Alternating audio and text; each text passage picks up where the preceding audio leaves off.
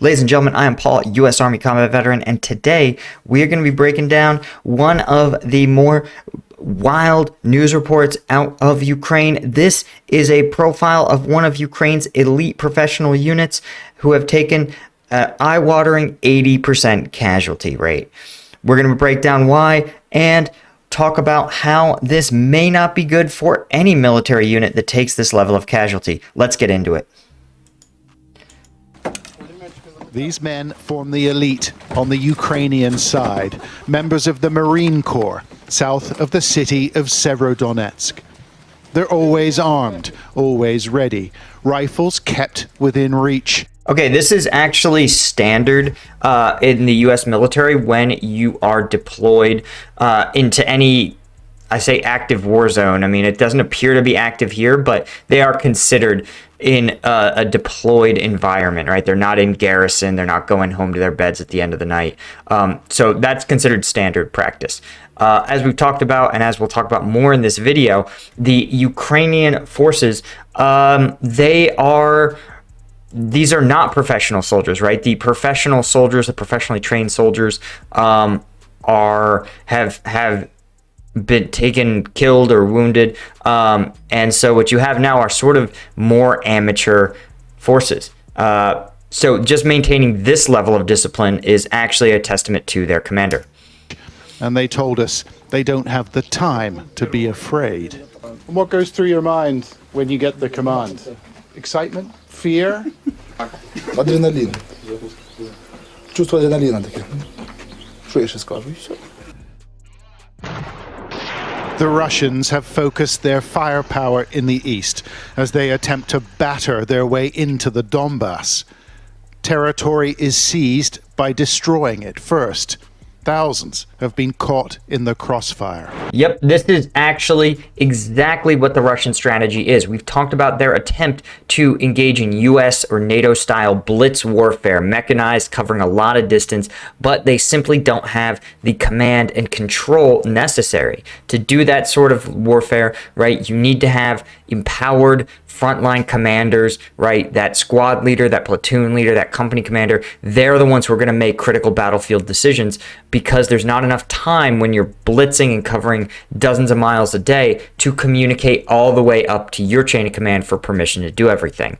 The Russian style of warfare, right, reflects its military, and its military is highly centralized. That means that they have to fight in a more controlled, systematic way. And by blasting city blocks, by blasting villages with artillery until they're basically rubble, until their opposition has been softened up, then advancing simply using their relatively low skill infantry and armored forces, right? There's no complex maneuvering. It's just artillery, infantry. Artillery, infantry. That's just how they advance. And it is a simple strategy, but as he points out, you end up not really capturing anything of value. You are destroying your industrial centers, your resources, so you end up with a depopulated wasteland, and it's not clear on what you achieve with those victories.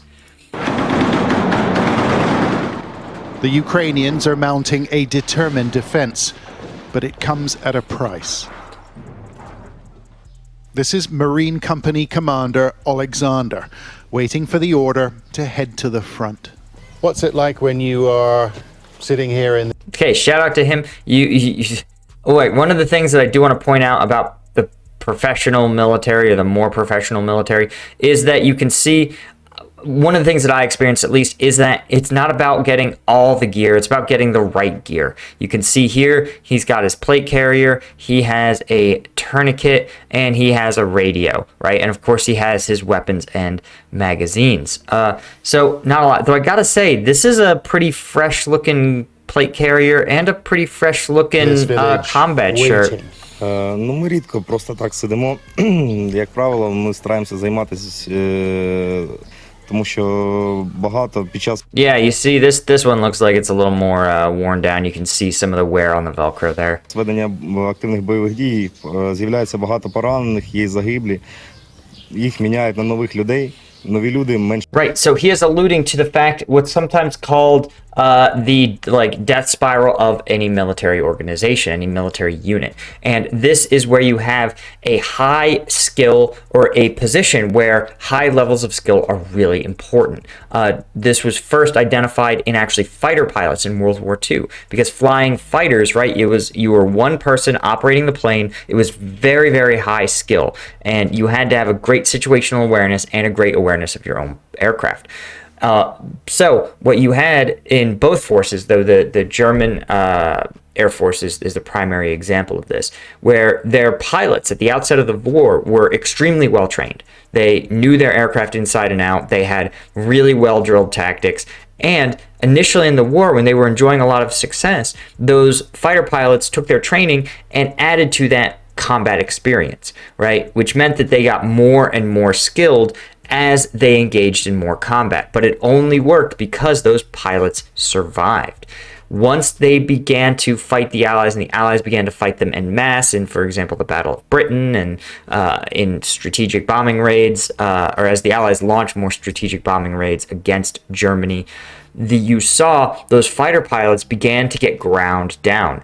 Everyone's luck runs out no matter how skilled you are, and slowly the amount of fighter pilots, the amount of those serious, professional, experienced fighter pilots diminished, and they had to get replaced with, as he points out, less prepared, less well-trained pilots. And the danger is what happens when you have those less prepared, less trained pilots. While nobody can stay lucky forever, poor pilots are more likely to make bad decisions in the heat of the moment, and statistically, they're going to take higher casualty rates than their more experienced and well-trained brethren. Well, you have to keep pilots in the aircraft. So the next generation of pilots to go out is even less well trained. So they take casualty rates that are even higher. And so you end up with this downward spiral with ever more poorly trained troops being thrown against an enemy that they are even less and less prepared to fight. You also run into problems where their colleagues are also inexperienced, right? They're measuring their combat experience in weeks or days. That's not enough to bring a new pilot up to speed. So these are all sort of the issues that you run into when you have an organization that's being attrited, being ground down by combat this rapidly, is that you almost can't accrue the minimum necessary experience to maintain your effectiveness as a fighting force. And it's a problem that is very small, and then over time it gets bigger and bigger and bigger, and then it becomes sort of falls off a cliff. At some point you look and you say, wow, it's like you turn around and you say, wow, there are no professionally trained soldiers. None of these soldiers would be members of this military unit even 2 years ago. Підготовлені, ніж люди, які були з нами ізначально. Тому приходиться постійно проводити заняття. Here's part of the training. His unit ready for battle in 10 minutes or less. But they might not make it back. How many men have you lost since the war? Yep, so these sort of readiness drills are actually pretty standard. This is a effective way to prepare your unit.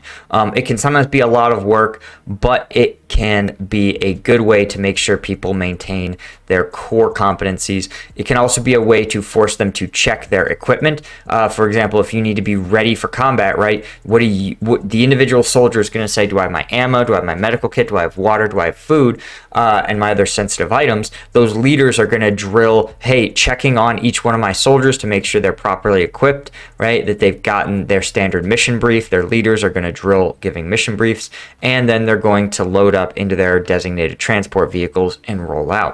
So it can be a really effective drill, but you have to be careful because those are usually best done when there is lulls in the action, when there's already some like boredom taking place and complacency settling in. If you have a really high op tempo, it's just going to exhaust people to run not only real combat operations, but then just drills as well. And my units reached, my platoon reached a certain point where there were no reason to do drills. We were averaging 10 patrols a week, right? So you're talking about everyone was going to be actually getting geared up, ready to go multiple times a week, and so there was no reason to run drills. In addition to that, they were each squad or maneuver element was doing 1 day a week of QRF, so they were already basically running these drills, except instead of leaving, they were on constant standby, ready to support any units in the AO that needed assistance. Up again. У мене підрозділ був But we did do, for example, we would go to the range and make sure our weapons were zeroed and that we still had proficiency in all our weapon systems. We would do some classes on emergency medical treatment, right? Just again to refresh people, to keep their skills sharp, to keep them engaged, and to maintain those rarely used but absolutely essential combat skills. на 100% комплектований військовослужбовцями контрактної служби. Тобто це люди, які служать вже не перший контракт. Тобто 80% з них зараз є або вже не боєздатними через важкі поранення, або загиблі. You can't. Yeah, 80% of those soldiers, right? So now these new soldiers that come in, they are going to rely on that core 20% to share their combat experience. But it's hard, right? That's a lot of new guys with questions and very few people to give those answers. Very few people to be their non-commissioned officers, their junior leaders. And the truth is that it's not clear on how much longer they will have. Sustain those sort of losses indefinitely, can you? Ну, я навіть не знаю, як відповісти на це питання. Важко. He says the Russians have also suffered, and he took us to a field where his forces repulsed an enemy column back in April. All right, we may need to skip by some parts here. They cover some aspects that they're We saw well. shards of metal and a pair of boots, and shallow graves where Russian soldiers have been buried. Okay, YouTube censors, don't worry. There's no actual bodies. These are just sort of disturbed ground. But the reality lies in But the reporter makes some statements about how he can tell what's buried there. So I just want to avoid it to, continue to be blessed by the YouTube algorithm, fields like these. How many bodies do you think are lying around in these fields? Навіть приблизно сказати не можу. В цій частині там близько 40 чоловік. А по тій стороні переправи, там де було розбито артилерію і підірвалися на мінах, там я не знаю, там порядка 150-200 чоловік, напевно. Yeah, we're gonna skip that. This is something I'm not supposed to show. Okay, there we go. It's talking. They're talking now to medics, who provide obviously medical treatment. But it had a brief clip there where it showed someone who'd been hurt. She's tired. I'm really exhausted, and I just feel I need to sleep like for a few weeks. Just sleep. Ah, man, I remember that feeling of just being like, holy shit, I just want to sleep for weeks. Watching Netflix, eating like. In 2010, there was no Netflix. We didn't have Netflix. We just had to watch random TV shows our Fred put on our USB drive. I watched a lot of Star Trek Enterprise, which actually was not bad in its first 2 seasons, and then season 3 the rating started to drop off, but it was good. Scott Bakula played the Captain something. Anyway, it was a good show. Like food from fast food delivery, yeah, and hug my mom. She says many of the country's best soldiers have already been lost. She now treats their less experienced replacements. I see the guys that come here, they are not professional, they don't know what to do, and they are really very scared, so that's why I'm carrying. That worries you. Yeah, as we talked about, you have to remember that Ukraine had been at war in the Donbas region since 2014. So there was a massive cadre of experienced combat troops who were able to fight in the initial war. And that's probably what you saw when you had the first invasion of towards Kiev, is that you had a very experienced Ukrainian military and you had a very Russian military with very limited combat experience. The Russian military, you have to remember, was in Syria a little bit, but that was primarily as a training and advising mission, and it was mostly Spetsnaz forces that were doing it. Some Russian military police were also involved. But we're talking about hundreds, maybe a few thousand troops. Well, Russia's invasion force now is, 100 times that, right? Add a zero, it's close to 100,000 troops. So that means that the vast majority of these troops do not come with any combat experience, right? And so that's probably why you saw the relatively smaller Ukrainian military be able to go toe-to-toe and repel the Russian blitz. But now you have Russian combat experience rising, even though they're taking tremendous casualties, right? Anything is an increase from zero. And you have Ukrainian combat experience starting to fall, right? Because there's a balance between your accruing combat experience, but if you take casualties, that removes combat experience from the battlefield. So if your rate of attrition isn't that high, your gains of combat experience outstrip the losses of troops. But if you're just having a high attrition campaign, you're losing troops faster than you can gain meaningful combat experience. It's a weird dynamic, but you have to understand it makes a huge difference for troops. Yeah. So one of the things actually the U.S. Army found, and I've talked about this in other videos, but it's really important. The U.S. Army did a extensive study of units that deployed to Iraq and Afghanistan, right? We had 20 years of combat deployments to draw from. And one of the things they found was that units take the highest casualty rates in the first 100 days of their deployment. After 100 days, the rate of casualty drops basically off a cliff. And that is for a couple of reasons. First, the units, of course, gain experience. They gel, they learn to work together. Obviously, they get some training, but there's no substitute for day in, day out combat operations where you are, 12 hours a day working together to achieve your mission.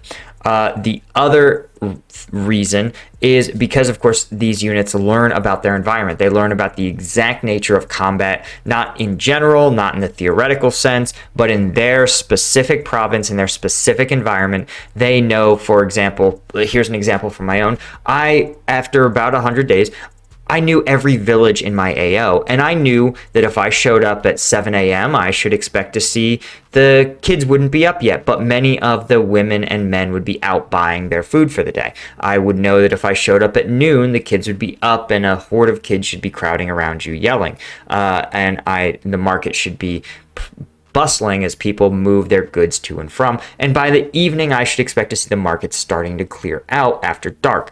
So I learned what normal was in every single village in my AO. And so that allowed me to have a sense of when things weren't right, when I think there might be an ambush, when there might be enemy activity in the area, when someone is being cagey with me. You learn all of these sort of skill sets sort of by diffusion about what looks like right in your environment. So you learn about surviving in your type of combat, in your AO, area of operations, AO. You learn that by experience, by spending time there. And so if you can make it to 100 days of experience, you're going to understand how Russian artillery fires. You're going to understand how to respond to a Russian infantry advance, Russian tanks. You're going to learn a lot of these basic survival skills, but you have to survive those 100 days to get there. And that is the struggle. The invasion has done damage that will last for generations. But these battlefield medics say they all support the war. What choice do we have if we choose to be Ukrainian? John Sparks, Sky News in the Donbass. Yeah, man, what a truly, your heart goes out to those guys, man. It's got to be just so hard to be a Ukrainian soldier in this environment, and you obviously hope that things improve. Anyway, guys, if you want to see me do some breakdowns of videos that are too spicy for YouTube monetization, you want to become a Patreon member, right? I break down all sorts of crazy combat footage that I find from Reddit and war leaks and stuff. It's definitely worth it. So check the link in the description. Thanks to our Lieutenant Tier patrons. See you in the next one.